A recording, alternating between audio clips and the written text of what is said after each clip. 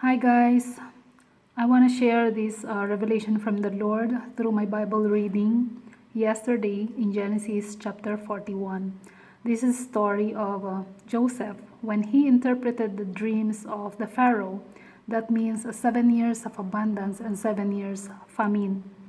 It was strongly impressed unto me that the pandemic we're going through since 2020 is the same season of the famine that happened in this story.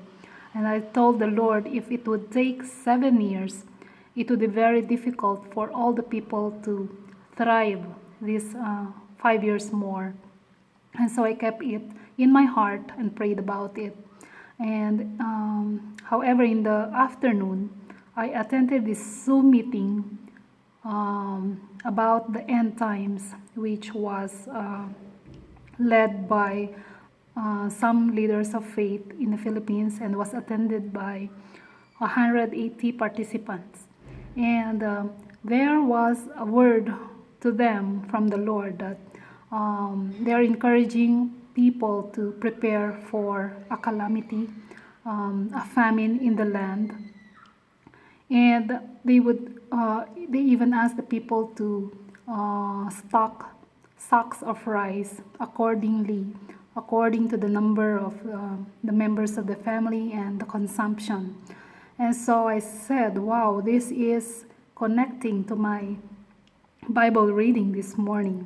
And so I slept, and just this morning, as I browsed through the web, through the Facebook, I saw this post from my friend who posted this Naaman story.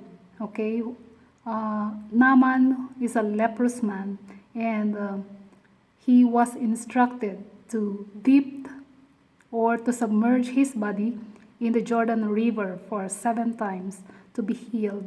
And so he followed, and this video was really awesome that it showed slowly how he dipped his body, and every time he submerges himself, he would look over his body if the leprosy is vanishing. But only until the 7th time that all the leprosy on his body left him. And as you know the story, he was totally healed after the 7th dipping of his body.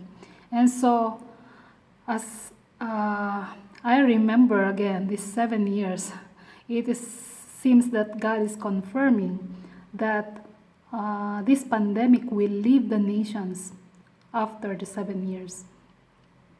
And then I continued my Bible reading. All right, as I went through, I came up in Genesis 45, where Joseph makes himself known to his brethren. As you know the story of Joseph, his brothers sold him to Egypt. That's why he was in Egypt. And there was a great famine in the land, that the family of Joseph came to him from the land of Canaan.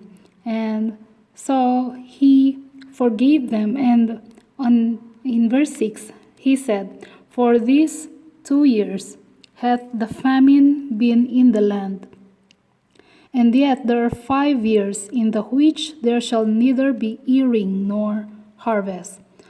I was shocked because God really specified this 2 years and 5 years more. So this is a real confirmation from the Lord that it is indeed in 7 years from the time it started in year 2020. And I know that this will be a very difficult thing to accept. But however, if God is showing us His plan or showing us this calamity for us to prepare, then it's good to know, right? And as we know that when God confirms the word, His word, 2 times, it means that it is for real. And if it's for the 3rd time, it is confirmed. And even for the fourth time, it is really established. As I remember the word he gave to Joshua to conquer the land, he told him 4 times to do not be afraid,